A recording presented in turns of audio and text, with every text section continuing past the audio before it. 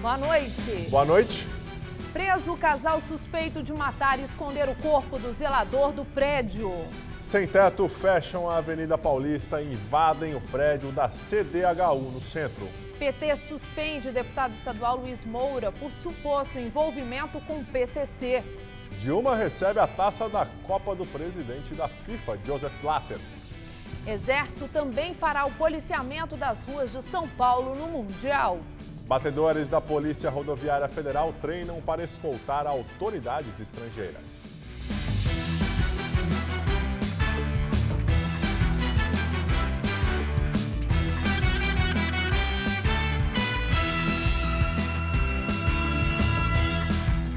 O Jornal da Gazeta vai mostrar hoje como está a vida de 2 haitianos que chegaram ao Brasil há mais de um ano. Eles falam sobre as dificuldades enfrentadas, a paixão por um Brasil acolhedor e a expectativa de trazer a família ou construir uma nova aqui. Naná tem 30 anos, 2 filhos, um de 2 e um de 7 anos, que deixou com o marido no Haiti. Ela teve a chance de vir para o Brasil há um ano e a sorte de logo conseguir emprego. Naná fala 6 idiomas e hoje trabalha na limpeza do metrô de São Paulo durante a madrugada. Eu vou ficar 3 anos, depois de 3 anos eu vou lá fazer tudo que eu queria terminou. E depois eu vou entrar de novo, porque sou uma mulher de guerra. Toda essa garra rendeu verba para mandar para a família no país de origem e para trazer uma das 2 irmãs para o Brasil. A casa alugada na Liberdade está ficando pequena, porque o próximo a chegar em junho será o marido. Bem a tempo de curtir a Copa do Mundo com ela. Agora sou brasileira puro. E eu quero o Brasil ganhar para a vida nós melhor, porque agora aqui no Brasil é um partido da Haiti e Brasil. Este ano, a avalanche de haitianos que chegaram a São Paulo causou transtornos nas entidades que acolhem imigrantes. Paróquias no Tucuruvi, na Zona Norte, e no Glicério, na região central, tiveram de contar com doações de roupas e alimentos para acolher tantos refugiados. E o governo criou um plano emergencial para a emissão de carteiras de trabalho na capital. Só nos primeiros 5 meses deste ano, cerca de 780 haitianos passaram pela Missão Paz no centro da cidade. Destes, 662 já conseguiram empregos com carteira assinada, a maioria nos segmentos de alimentação, limpeza e na construção civil. Caso de Geonel, que está no Brasil há 3 anos. Se no Haiti não pôde nem terminar os estudos e nem trabalhar, aqui já conseguiu fazer um curso de pedreiro no Senai, emprego de auxiliar numa empreiteira e até se casar. Para mim mais difícil, eu não falo português, ninguém entende. Também o pessoal falar, eu não entendo também, fica preocupado. Só aprendo português na rua, entendeu? Os pessoal que fala, porque para mim não sei se eu falar bem, mas eu falo um pouquinho. Geonel também é mais Brasil na Copa do Mundo. Vai torcer pela seleção e por um salário maior do que R$ 800 para poder criar a filhinha de 1 mês aqui no país. Afinal... Minha mulher também fala pra mim, você é brasileiro? Tá ficando Brasil. Eu falo, sim, agora eu sou brasileiro. Brasil é nós, entendeu?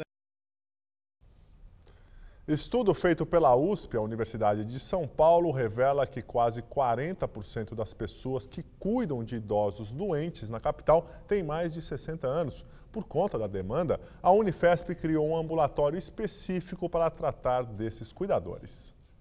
A consulta é a primeira de seu Osvaldo. Ele cuida da própria mãe, com quase 100 anos de idade, e de 2 tias, também mais velhas, que necessitam de atenção. Porque eu sou o único que tem que fazer isso, porque não tenho mais família assim grande que possa me colaborar comigo, entendeu? Então, estou ali para servir. Acho que também a gente está aqui para servir as pessoas também, né? O atendimento é realizado pela Unifesp, a Universidade Federal de São Paulo. O ambulatório atende homens e mulheres a partir de 55 anos de idade que cuidam de idosos. São pessoas que acabam não cuidando da própria saúde e aqui recebem atendimento especializado. Para atender seu Osvaldo, uma equipe formada por médico, psicólogo, assistente social e residentes de geriatria acompanha a primeira consulta. Se houver necessidade, ele pode ser encaminhado para outro tipo de profissional e ainda fazer exames de sangue, tudo de graça. E a molecada de hoje, a juventude de hoje, já né? O celular, essas coisas todas, vai fazer o quê? E a gente? Né? Quem que vai cuidar desse povo antigo? não é? Desde que começou a funcionar, há 7 anos, mais de 200 idosos cuidadores foram atendidos no ambulatório. 52% deles são filhos de idosos. 36% são marido ou esposa. Os demais têm outro tipo de parentesco ou relação. O nosso foco neste ambulatório é atender da melhor maneira possível aquele idoso que cuida de outro idoso, sem causar nenhum prejuízo ao atendimento dele também. Então, o fato dele vir aqui com horário marcado, com um número menor de pacientes a serem atendidos naquele período, já facilita também, porque ele não deixa o seu idoso em casa, não vem com essa preocupação. Este ex-caminhoneiro de 87 anos também passa por consulta periódica para conseguir cuidar da esposa que está doente. Sem filhos para ajudar, o corpo já não tem suportado mais. Eu sou preocupado, a gente é muito ansioso. Me apareceu o problema de arritmia, né? Fiz exame e tudo. E esses dias vem me atrapalhando um pouco. Que o coração uma hora acelera, outra hora parece que vai parar, tudo isso. De acordo com o IBGE, em São Paulo vivem 1,5 milhão de pessoas acima dos 60 anos de idade, o que representa 12% da população. Esta professora da Faculdade de Saúde Pública da USP é uma das coordenadoras de um estudo que apontou que muitos desses idosos não têm mais condições de cuidar de outras pessoas. O importante, eu acho, que do resultado é alertar as políticas públicas que, assim, nós temos uma população envelhecida, cada vez mais, isso é irreversível. Nós temos idosos cuidando de idosos, então eu preciso de outras coisas que ajudem essas famílias a cuidar melhor desses idosos, para que vale a pena realmente envelhecer. Foram abertas hoje as inscrições para o Sistema de Seleção Unificada do Meio do Ano.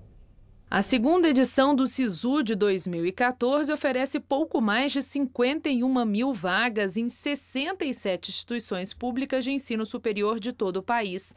Podem se inscrever os estudantes que prestaram o Enem de 2013 e não zeraram a redação. Os interessados têm até 11h59 da noite de quarta-feira para acessar o site do sistema e efetuar a inscrição. O endereço eletrônico é sisu.mec.gov.br. O resultado da primeira chamada já sai na sexta, dia 6, e a matrícula poderá ser feita de 9 a 13 de junho. Já os classificados em segunda chamada serão divulgados em 24 de junho. A maioria dos alunos que estudam na USP poderiam pagar a mensalidade. A informação foi divulgada pelo jornal Folha de São Paulo.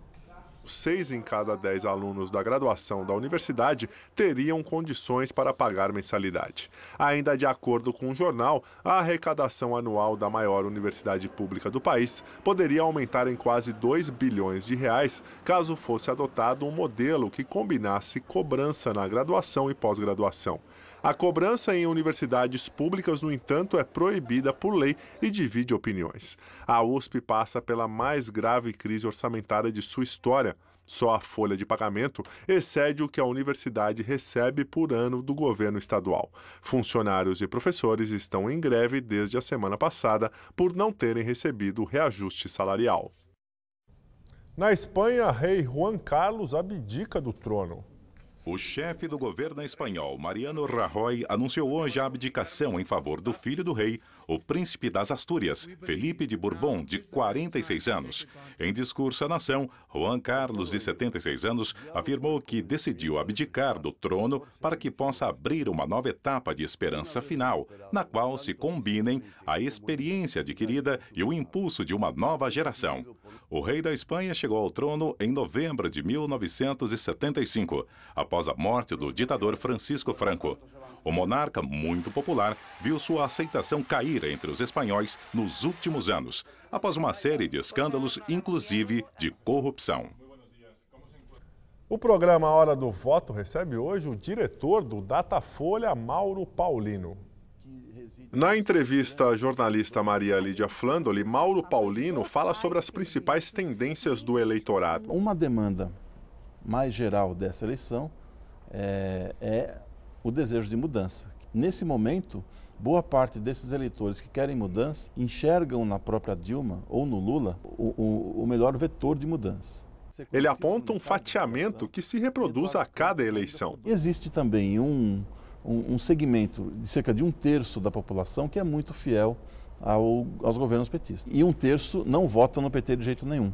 E tem um terço que fica de eleição em eleição mudando do PT para quem se posiciona como oposição ao PT. Nas últimas eleições, sempre o PSDB. Mauro Paulino relativiza os efeitos da Copa do Mundo sobre as eleições. O Brasil já ganhou Copa do Mundo e o governo perdeu a eleição e vice-versa. Existem 3 aspectos aí: a organização pelo Brasil da Copa do Mundo, as manifestações possíveis que podem ocorrer e que aparentemente devem ocorrer, e o próprio desempenho da seleção em campo. Hora do Voto vai ao ar hoje às 11h30 da noite. Justiça suspende caravanas do pré-candidato do PT ao governo do estado, Alexandre Padilha. A decisão, que é liminar, é do presidente do Tribunal Regional Eleitoral de São Paulo, Antônio Carlos Matias Coutro. Para o presidente do TRE, há indícios de que a caravana estaria antecipando a propaganda eleitoral, o que é proibido por lei.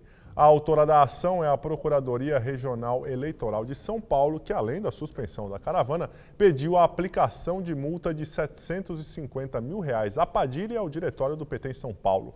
O processo ainda vai ser julgado pelo tribunal. O PT afirma que só vai comentar o assunto quando for notificado. Deputado estadual Luiz Moura é suspenso do PT por 60 dias e não vai poder concorrer às eleições deste ano. O parlamentar teve seus direitos partidários suspensos hoje pela executiva estadual do Partido dos Trabalhadores. Com isso, seu nome vai ficar de fora da lista de candidatos à Assembleia Legislativa de São Paulo, que será aprovada em convenção estadual do PT neste mês. Durante os 60 dias de suspensão, a legenda também vai instaurar um processo disciplinar para investigar as denúncias contra Luiz Moura, o que pode resultar na sua expulsão do partido.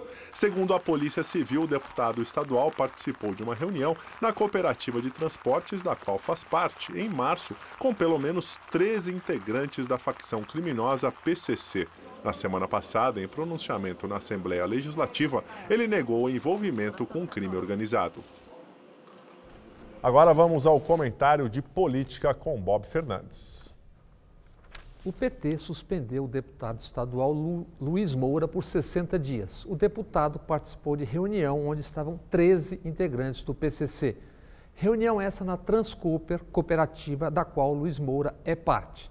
Em documento da Justiça em 2005, Moura se dizia pobre. 5 anos depois, declarou patrimônio de 5 milhões de reais. Ele agora nega ter esse patrimônio. Segundo a Folha de São Paulo, Gilmar Tato, secretário de Transportes da Prefeitura da capital, doou mais de 200 mil à campanha de Moura em 2010. Em entrevista à revista Carta Capital, Lula diz: o PT erra quando usa as mesmas práticas dos demais. O ex-presidente repete isso há anos. Faça-se a pergunta: que providência efetiva o PT tomou nesses anos para não repetir erros dos demais partidos? O caso Luiz Moura é ótima oportunidade para agir às claras e de maneira profunda e ampla. Com frequência, petistas buscam jornalistas e murmuram acerca de uma tal Tatolândia. Despejam boatos e pedem para não serem citados. Está na hora do PT decidir. Ou isso é apenas fogo amigo, fruto da guerra interna, ou esclareçam a essência dos boatos, ou fatos. Se não o fazem, permitirão ao PSDB livrar-se da responsabilidade de, por inação do Estado, o PCC ter se tornado o que é, como buscam fazer em relação à falta d'água. Há 2 anos, o então secretário de Segurança de Alckmin, Ferreira Pinto, dizia que o PCC era pouco mais que uma lenda. O PSDB está no poder em São Paulo há 2 décadas. O PCC se tornou o que é exatamente durante os 20 anos de governos do PSDB. Ou o PT age e desventra questões das suas ilhas de poder, sejam boatos ou fatos, ou daqui a pouco terá até o PCC jogado na sua conta e nas suas costas. Boa noite. A semana começou com muita nebulosidade, até chuviscou pela manhã, mas o sol logo apareceu e o dia seguiu ensolarado, porém com temperaturas amenas. Para essa madrugada, os meteorologistas alertam. As temperaturas vão cair, podendo ficar entre 8 e 10 graus em alguns pontos da capital. Vamos ver em detalhes a previsão para o Brasil e o estado de São Paulo com Mariana Armentano. O frio atinge todo o centro-sul do país. Há expectativa de geada nas serras gaúcha e catarinense amanhã, já que as temperaturas podem ficar negativas. É que uma grande massa de ar frio e seco ganha força entre o sul, parte do sudeste e também no centro-oeste do Brasil. Nessas áreas, o tempo fica firme e as temperaturas baixas. Chuva amanhã mais nessa área entre o Espírito Santo e o Mato Grosso e entre o norte do Amazonas e o Amapá. No interior nordestino faz bastante calor e a umidade relativa do ar deve atingir valores abaixo dos 30%. A máxima amanhã chega aos 31 graus em Aracaju, 32 em São Luís, 25 no Rio de Janeiro e apenas 18 graus na capital paranaense. Para os paulistas, a previsão é de tempo ensolarado e temperaturas baixas por causa da massa de ar polar que toma conta de todo o estado. Durante o dia, as temperaturas ficam agradáveis, mas à noite esfria para valer. Nessa madrugada, mínima de apenas 8 graus em Presidente Prudente e em Presidente Bernardes. Durante a tarde, não faz mais que 20 graus em Franca e também em Araraquara. No litoral, apesar do tempo firme, os termômetros não passam da marca dos 18 graus amanhã. E a expectativa é de que aqui na capital paulista possa haver um novo recorde de frio nessa madrugada. A cidade deve amanhecer com apenas 10 graus. Durante a tarde, máxima de apenas 18. Na quarta, mínima de 11 e máxima de 22. Já na quinta-feira, esquenta um pouquinho e a máxima prevista é de 25 graus, ainda com tempo firme. Eu volto daqui a pouco no Jornal da Gazeta, edição das 10. Até lá! Após protesto que fechou a Avenida Paulista, grupo de manifestantes invade sede da CDHU no centro de São Paulo. A manifestação de moradores de um terreno invadido no Grajaú, no extremo da zona sul de São Paulo, percorreu as ruas da região central da cidade. Parou o trânsito da Avenida Paulista, da Rua da Consolação. Frente à prefeitura, eles fizeram muito barulho. Nas ruas do centro começou uma correria. Alguns comerciantes da Rua São Bento até baixaram as portas.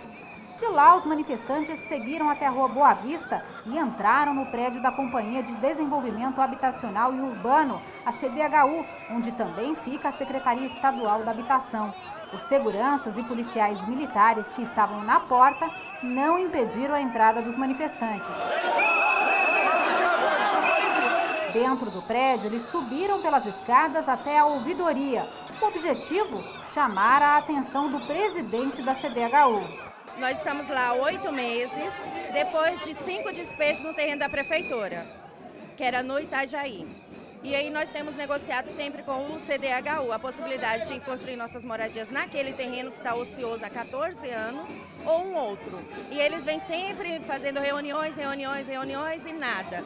Mas prometeram que não iriam executar nenhum despejo antes do fim do ano. Quinta-feira nós recebemos uma intimação pedindo para sair pacificamente em 5 dias que vence amanhã. As famílias vieram aqui para o prédio da CDHU preparadas para ficar caso não haja uma negociação. E aqui eles trouxeram, inclusive, um fogão, botijão de gás, aqui ó, e muita comida. Isso. Porque a gente estamos na rua, a gente não sabe qual vai ser o nosso resultado aqui para frente. Então a gente, sempre fogão, botijão, estamos com criança aqui, entendeu? Então, para nosso objetivo é sair com algum resultado daqui. Enquanto não tiver, nós não saímos daqui. Família que tem 9 filhos e não tem condição de eles jogar na rua e não tá dando uma assistência para essas famílias. Na hora de querer voto, eles vão lá dentro do bairro lá. Na hora de tirar nós, eles querem tirar. A assessoria de imprensa da CDHU informou que o terreno que estas famílias invadiram no Jardim Varginha, no Grajaú, é uma área de interesse social e que já há um projeto para a construção de 517 unidades habitacionais para famílias que estão em área de mananciais. Por isso, a CDHU entrou na justiça com um pedido de reintegração de posse. Segundo os manifestantes, 800 famílias já estão vivendo no terreno e já começaram a construir suas casas.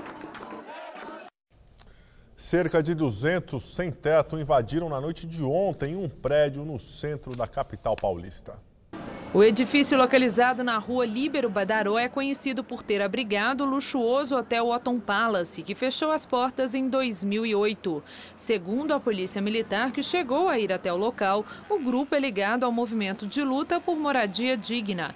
Não houve confronto entre as duas partes, nem foi registrado nenhum dano ao prédio. A Prefeitura afirma que comprou o prédio e que ele vai abrigar a Secretaria Municipal de Finanças. Em nota, a Prefeitura afirma que vem negociando a saída das famílias do local e que elas serão cadastradas em programas habitacionais. Presidente Dilma Rousseff recebe a taça da Copa do Mundo do presidente da FIFA. Durante discurso no Palácio do Planalto, a presidente disse que os estádios e aeroportos estão prontos para receber os turistas brasileiros e estrangeiros e que haverá segurança para os visitantes. Dilma também comentou sobre a expectativa dos brasileiros para o supersticiosa, a presidente chegou a bater na madeira para isolar o azar. Para nós brasileiros é impossível deixar de sonhar que esta seleção a levantar a taça seja a seleção brasileira. Durante a cerimônia no Palácio do Planalto, o capitão do Penta, Cafu, e a presidente levantaram a taça ao lado do presidente da FIFA, Joseph Blatter, e do ministro do Esporte, Aldo Rebelo. Depois de ajudar a presidente a levantar a taça, Cafu repetiu a superstição de Dilma e também bateu 3 vezes na madeira. Desde setembro do ano passado, o troféu percorreu 89 países antes de chegar ao Brasil em abril. Feita de 6 quilos de ouro maciço e pedras semi-preciosas, a taça só pode ser tocada por campeões mundiais e chefes de Estado. O presidente da FIFA disse que o evento será uma oportunidade para promover o país e também combater o racismo e a discriminação. O futebol seja uma forma de unir pessoas. Como símbolo de paz e com o desirado do Papa Francisco, bombas voaram de Arena de São Paulo, logo antes do pontapé inicial do jogo de abertura. Símbolo. Foi inaugurado hoje, no Rio de Janeiro, o Centro Internacional de Transmissão do Mundial. O centro foi aberto oficialmente pelo secretário-geral da FIFA, Jerome Valcke, e funciona no Complexo Rio Centro, na zona oeste da capital fluminense. Os jornalistas foram convidados a fazer um tour pelo local, que será o principal centro de operações de transmissões do Brasil. Em entrevista, Valcke afirmou que a Copa do Mundo do Brasil começou hoje, com a facilidade dada a todos os meios de comunicação.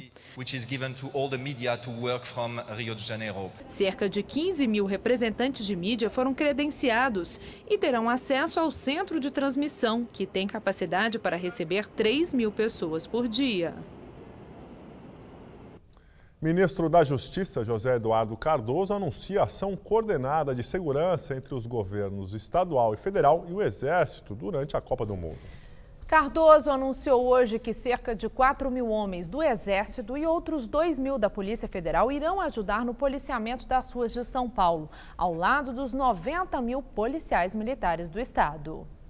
Aconteceu neste domingo o treino dos batedores da Polícia Rodoviária Federal em São Paulo. Eles vão escoltar o presidente da FIFA, Joseph Blatter, o secretário-geral da entidade, Jerome Valcke, além de chefes de Estado que vierem para a capital paulista.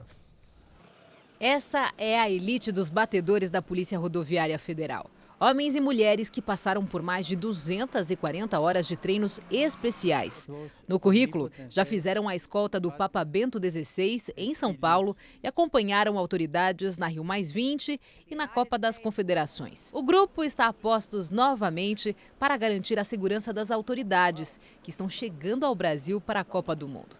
A proteção Super VIP conta com 8 motos Harley-Davidson, no mínimo 3 carros executivos, uma ambulância com socorristas e mais 4 motos menores e ágeis de policiamento. A célula, como é chamado esse tipo de comboio, fica completamente isolada. Ninguém entra, ninguém sai. E será esse o esquema adotado na abertura do Mundial no próximo dia 12 na capital paulista. Pista fechada, esse aqui já é o evento teste, depois de muitos treinamentos, e nossa equipe vai num lugar privilegiado, no carro onde estarão o presidente da FIFA, Joseph Blatter, e o secretário-geral da entidade, Jerome Valk. É um privilégio, nós vamos no carro onde eles estarão. Vamos lá. De dentro do veículo, nem parece que São Paulo tem congestionamento. Enquanto uma viatura tática da polícia vai na frente e bloqueia o trânsito, o motociclista regulador, o primeiro de todos, determina a velocidade e direciona o trajeto, que pode mudar a qualquer momento, por exemplo, em caso de manifestação. Se tiver manifestação, essa viatura que vai à frente, ela vai identificar o ponto e já vai desviar o comboio para outro caminho. A intenção é evitar esse tipo de parada e conduzir a autoridade com a maior segurança possível até o local de destino dela. Será tarefa da Polícia Rodoviária Federal também escoltar chefes de estado que vierem para o Mundial, mesmo que cheguem de última hora. Nós temos policiais suficientes, nós contamos com uma central de escolta, e essa central de escolta ela é onde se encontram todas as forças responsáveis pelas escoltas durante a Copa do Mundo. O teste neste domingo foi pouco antes do jogo entre Corinthians e Botafogo em Itaquera. A escolta saiu às 2h15 da tarde da região dos Jardins, próximo à Avenida Paulista. Aqui dentro é bastante confortável, uma sensação também grande de segurança, mas o que mais chama a atenção é a curiosidade de fora. Todo mundo quer saber quem está dentro do carro. Levamos menos de meia hora até chegarmos na arena, palco da abertura da Copa. Não paramos em momento algum. Entramos direto no estacionamento, sem enfrentar fila e com lugar certo para desembarcar, próximo ao portão das autoridades. Até aqui, tudo aprovado. E continuamos com as notícias da Copa do Mundo com Estela Gontijo e Celso Cardoso. Ramírez é a novidade na seleção brasileira no amistoso de amanhã com o Panamá em Goiânia. Celso Cardoso. Ramírez entra no lugar de Paulinho, que se machucou no treino de sábado após choque com o atacante Bernard. Outros testes devem ser feitos por Luiz Felipe Scolari na partida de amanhã contra os panamenhos às 4 da tarde. A gente conversa agora com o repórter Alexandre Silvestre, que permanece na Granja Comari, onde ficaram 3 jogadores poupados por Filipão: o Paulinho, o Fernandinho e o Thiago Silva. Silvestre. E o caso que mais preocupa é o do volante titular Paulinho. Quanto a Thiago Silva, que é o zagueiro titular também do Felipão e capitão da seleção brasileira, e o Fernandinho, meio-campo, no momento reserva, nesses 2 casos o problema é bem mais simples. Eles estão fazendo um trabalho de reforço muscular. O Paulinho, como você bem disse, machucou o tornozelo no sábado, nem veio para o coletivo no domingo e acordou hoje aqui na Granja Comari com esse tornozelo bastante inchado. Tanto que ele fez basicamente bicicleta ergométrica na academia, sem tênis, com meias e aparentemente vendo a distância com uma proteção no tornozelo esquerdo. A agenda dos 3 para amanhã é treinamento ao ar livre no campo 2 aqui da Granja Comari, e à tarde os 3 jogadores que ficaram aqui na concentração, vetados para esse amistoso, assistem a Brasil e Panamá direto do Serra Dourada em Goiânia, de onde o Felipão já confirmou a escalação do Brasil para esse penúltimo amistoso antes da estreia na Copa do Mundo, com o Júlio César no gol, Daniel Alves na lateral direita, o Dante no lugar do Thiago Silva junto com o Davi Luiz na zaga,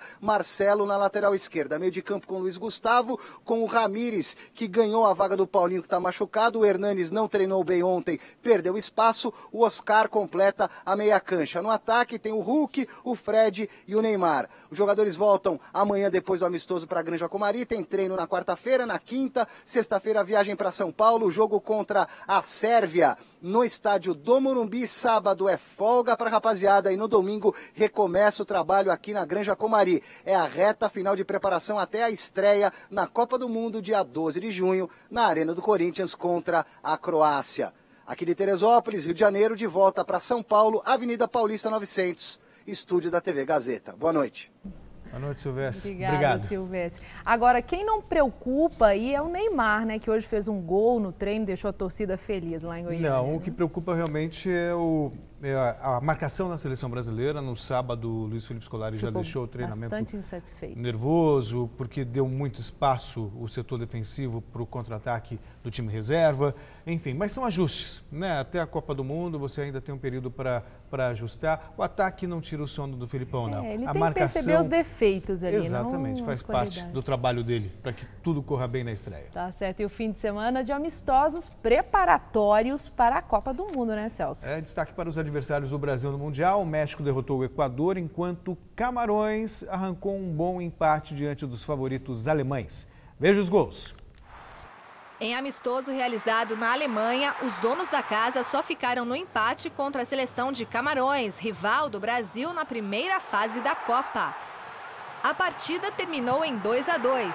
Eto'o e Choupo Moting fizeram os gols dos africanos, enquanto que Miller e Schürrle fizeram para o lado alemão. Outro adversário do Brasil na Copa entrou em campo nesse final de semana. Mesmo vencendo o Equador por 3-1, a torcida do México não teve muito o que comemorar.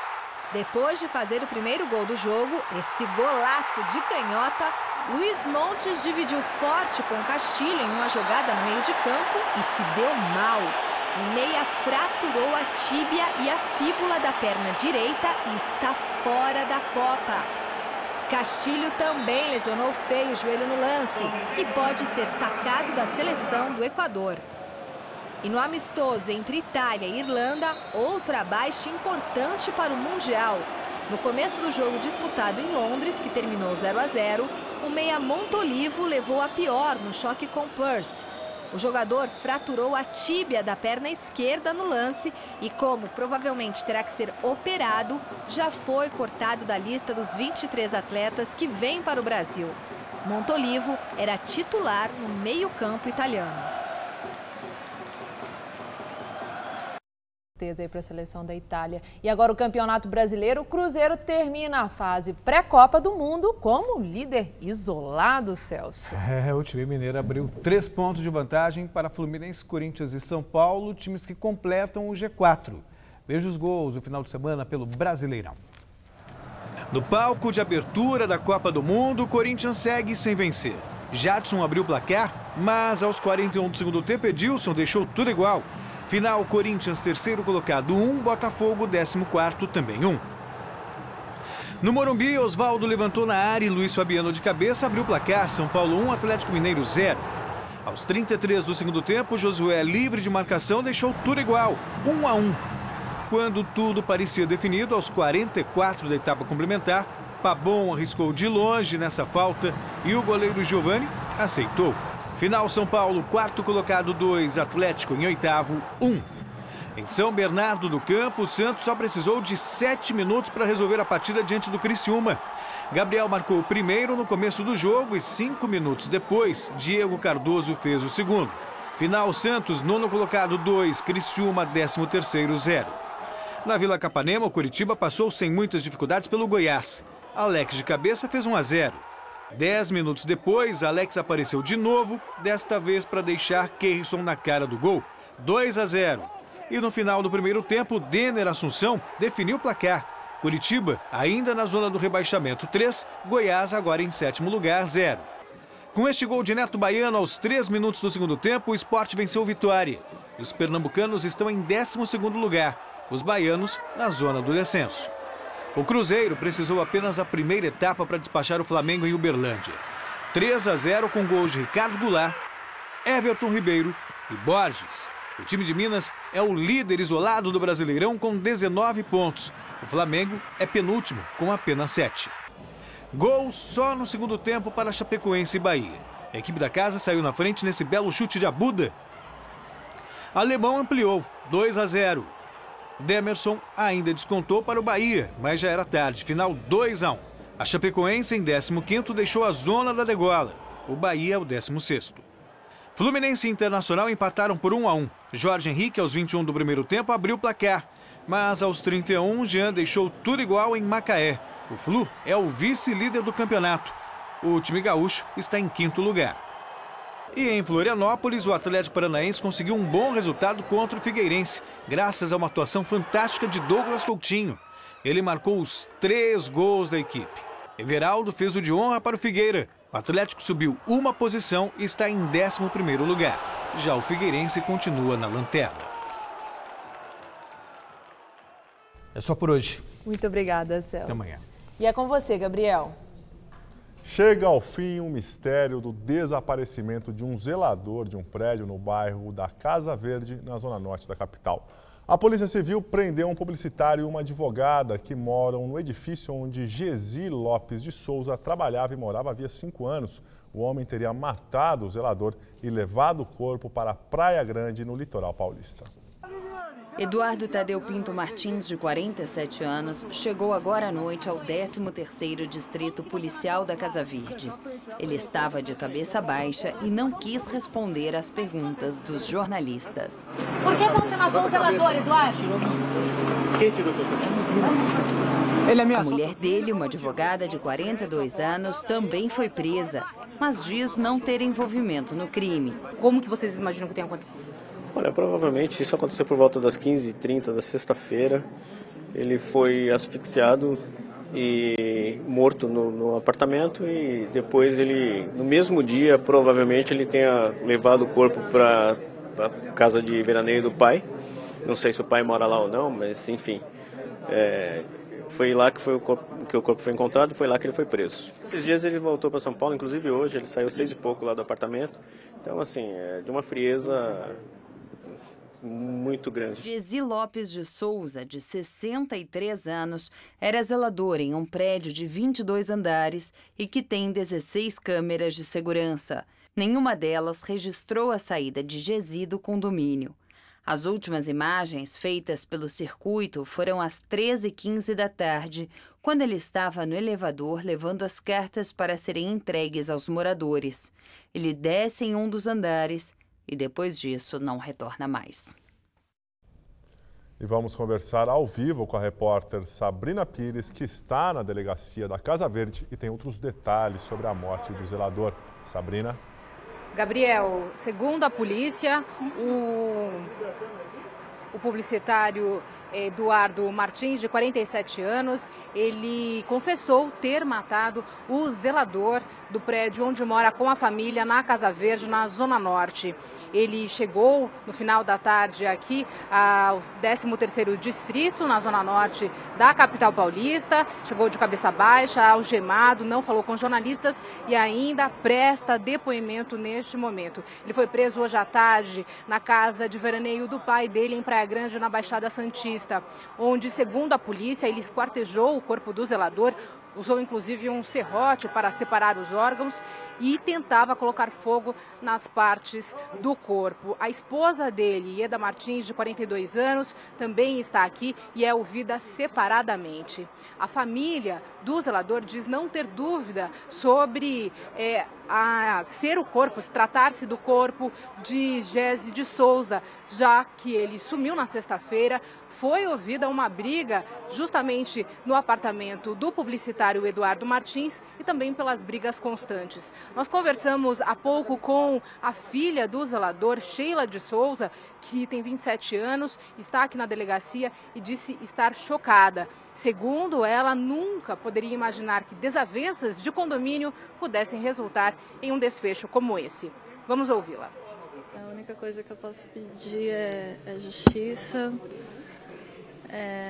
A esposa dele está dizendo que não sabe de nada e eu espero que ela não saia, que ela fique presa, né? Ele, eu espero que o filho deles, né, que é uma criança, que ele, enfim, né, eu não sei se ele viu, se ele não viu. Eu quero a justiça, acho que é o mínimo que eu posso pedir, né, por mim, pela minha família. Meu pai, ele não merecia isso. Estados Unidos anuncia um plano para reduzir a emissão de dióxido de carbono em usinas termoelétricas. O anúncio foi feito em Washington. Pelo texto, o governo americano se compromete a diminuir em 30% as emissões de CO2 das centrais termoelétricas até 2030. Segundo a Agência de Proteção Ambiental americana, as medidas devem evitar cerca de 6.600 mortes prematuras. Essa é uma das ações dos Estados Unidos mais fortes na luta contra as mudanças climáticas. O plano deve ser colocado em prática a partir de julho do ano que vem. E agora vamos ao comentário do especialista em meio ambiente e sustentabilidade, Ricardo Carvalho. Aumente a sua voz, não o nível do mar. Este é o tema-chave do Dia Mundial do Meio Ambiente, que será celebrado em 5 de junho, quinta-feira que vem. Esta data foi estabelecida pela ONU em 1972 e tem como objetivo chamar a atenção do planeta para temas globais. Este tema-chave, aumente a sua voz, não o nível do mar, tem a ver com o Ano Internacional dos Pequenos Estados Insulares em Desenvolvimento, instituído pela própria ONU, que se refere aos países que são ilhas e que sofrem muito com as mudanças climáticas, já que o aquecimento global faz com que o nível do mar suba e ameace seriamente esses territórios. Como em Tuvalu, conjunto de 8 ilhas que fica no Pacífico Sul, com uma população de 10 mil habitantes. O governo local esteve, inclusive, buscando terra firme para comprar e mudar seus habitantes para lá. E para se ter uma ideia da gravidade atual, segundo a ONU, o nível dos mares já aumentou de 10 a 25 centímetros nos últimos 100 anos. Aliás, a ONU vai celebrar o 5 de junho na ilha de Barbados, no Caribe, que tem investido em projetos contra mudança do clima. Até 2029, Barbados pretende aumentar a sua cota de energia renovável para 29%, o que é uma boa notícia. Só que a melhor notícia desta Semana do Meio Ambiente é o presidente dos Estados Unidos, Barack Obama, anunciar que pretende diminuir em 30% a emissão de gás carbônico no país, particularmente nas usinas movidas a carvão mineral, grande vilão do aquecimento ao lado do petróleo. Tem uma coisa aí. Mesmo que Obama não consiga viabilizar essa meta, o anúncio oficial do presidente dos Estados Unidos tem um efeito em cadeia, em cascata, pois leva o assunto para as manchetes, aumentando o nível de conscientização.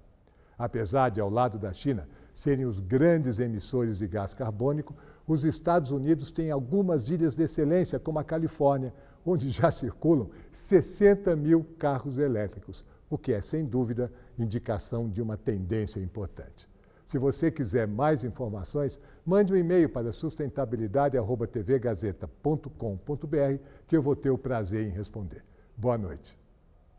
E vamos agora à entrevista do dia com Maria Lídia Flandoli. Depois de muita insistência e resistência, foi instalada a CPI dos pedágios na Assembleia Legislativa de São Paulo, que já iniciou as investigações sobre contratos firmados com as concessionárias das rodovias paulistas. E o nosso convidado é o deputado estadual do PPS, Davi Zaia, que é relator da CPI dos pedágios e também presidente estadual do PPS em São Paulo. Muito obrigada por estar conosco. Eu quero começar sobre essa questão do reajuste das tarifas de pedágio, que está marcado para começo de julho. Foi feito um requerimento pedindo ao governador que adie esse reajuste, considerando o resultado de uma auditoria que mostrou que as concessionárias receberam muito dinheiro indevido. É preciso fazer uma revisão aí nessas contas e parece que a coisa chega perto de 2 bilhões de reais, o que é muito. O senhor entende que deva haver esse adiamento no reajuste das tarifas quando existe essa dúvida? Olha, Maria Lídia, eu acho que nós não devemos antecipar o resultado da CPI. E foi isso que eu disse quando o requerimento foi apresentado.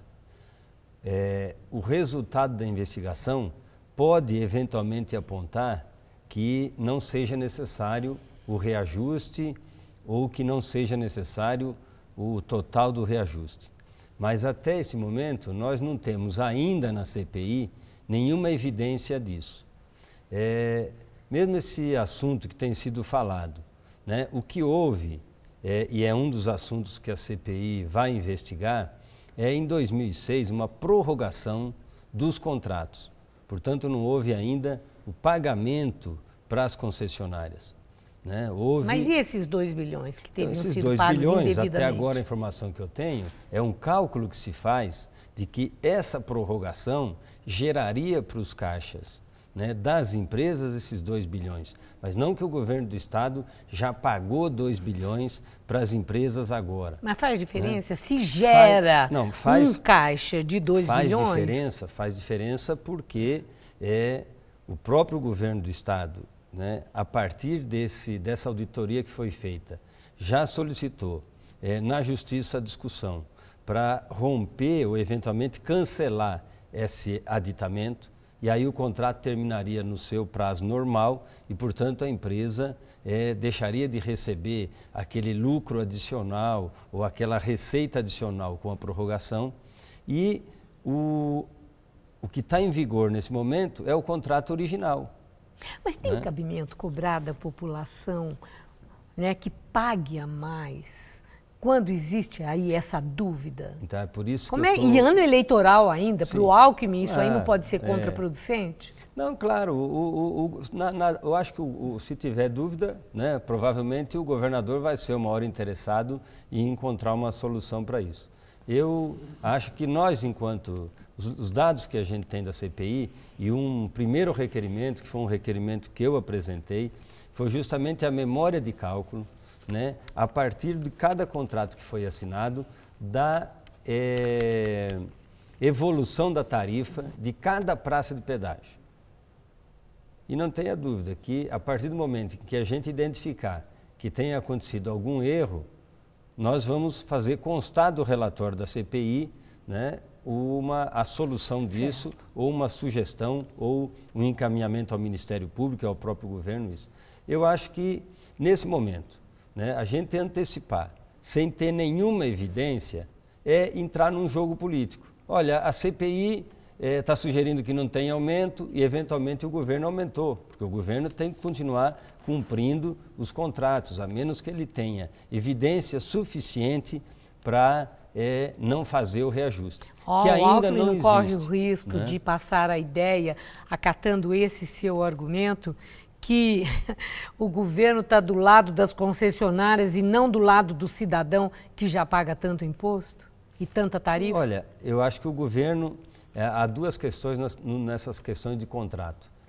Decisões precipitadas ou sem fundamento costumam ficar mais caras depois para o próprio contribuinte, né? Porque se você toma uma medida que não tem sustentação legal, que não tem sustentação jurídica, né, você vai perder isso, e em perdendo, o governo do estado tem que repor isso.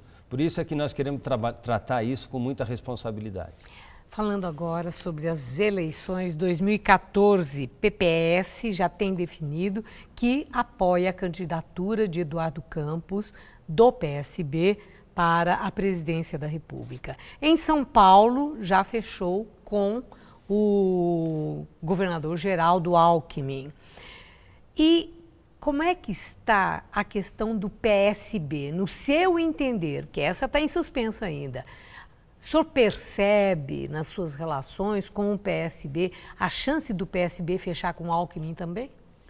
Olha, o que eu percebo e eu acompanho, né, do PSB é que tanto o presidente do PSB, o Márcio França, o deputado Márcio França, como as principais lideranças do PSB, né, o Jonas, que é prefeito lá em Campinas, o Valdomiro, que é prefeito em São José do Rio Preto, o Camarinha, que é prefeito em Marília, para citar cidades importantes, mais importantes cidades administradas pelo PSB, com lideranças importantes, né, são favoráveis ao apoio ao governador Geraldo Alckmin. E Marina Silva aceita?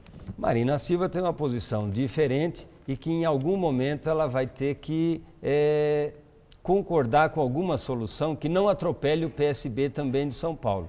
Então, acho que essa é a tarefa do Eduardo Campos, como é a tarefa do governador Geraldo Alckmin, procurar compor, né, com os diversos partidos uma boa chapa para enfrentar as eleições que vêm pela frente. Temos mais um mês aí, né, porque as convenções estão marcadas para o dia 28, a convenção estadual, para acertar essa situação. Deputado, muito obrigada por sua entrevista. Uma boa noite. Boa noite. Gabriel. Na Índia, a manifestação contra estupro e enforcamento de 2 adolescentes é reprimida pela polícia. A polícia utilizou jatos d'água para conter os manifestantes que pediam fim da violência contra as mulheres. O protesto aconteceu em frente à sede do governo local. As 2 adolescentes de 12 e 14 anos foram encontradas enforcadas em uma árvore na última quarta-feira, após serem estupradas coletivamente. E o Jornal da Gazeta fica por aqui. A edição de hoje pode ser vista daqui a pouco no site youtube.com/Jornal da Gazeta. Mais notícias no Jornal da Gazeta, edição das 10. Uma boa noite. E nós voltaremos amanhã, às 19 horas. Uma excelente noite para você e até lá.